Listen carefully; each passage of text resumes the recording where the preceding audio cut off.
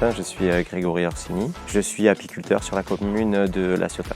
J'exerce cette profession depuis 5 ans environ, en sachant que l'initiation a été faite depuis une vingtaine d'années par mon père, qui était lui aussi apiculteur forcément et qui m'a transmis cette passion. J'ai la chance de travailler dans les calanques de La Ciotat, sur un relief que je trouve merveilleux, qui plonge dans la Méditerranée. J'ai à peu près une centaine de ruches réparties sur tout le littoral.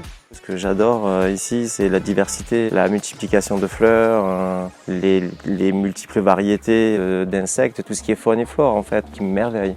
La première récolte sera fin mars, début avril, en étant vraiment optimiste, mais sinon c'est souvent mi-avril, fin avril. L'apiculture telle que je l'exerce, elle est pour certains rudimentaire, du coup est entre guillemets ancestrale. Je prends le miel qui se trouve dans des cadres, en bois et en cire, que je dépose dans un extracteur, et ce miel est projeté sur les parois qui finit par arriver sur un petit robinet avec un filtre et être mis en pot.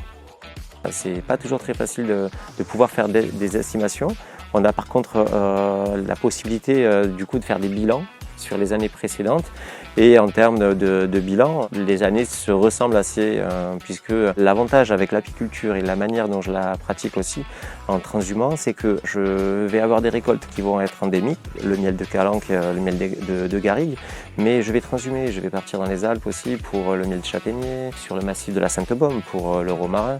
Donc du coup, on peut avoir un déséquilibre sur une variété pendant une saison, mais être rattrapé si le beau temps et les conditions climatiques sont favorables quelques semaines, quelques mois suivants. Et puis j'ai pas d'exigence en fait. C'est ce que je trouve aussi être un petit peu une sorte de luxe dans ce métier, puisque c'est une reconversion. Je sais que j'avais passé 20 ans dans l'armée, que j'ai choisi de me mettre un petit peu au service de la nature, puisque je trouve vraiment qu'elle se met à mon service. Du coup, tout ce qu'elle me donne, j'essaie de lui rendre. J'invite les gens à sortir des centres-villes. La Ciotat, c'est vraiment la chance pour moi, c'est ce côté un peu périurbain. On a vraiment la vue sur le chantier naval et sur le centre historique, et les pieds dans le parc des Calanques.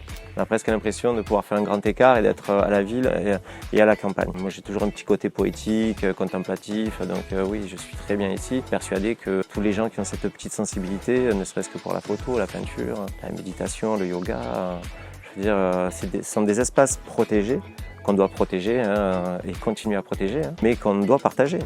Chacun doit prendre conscience de cet environnement fragile et merveilleux.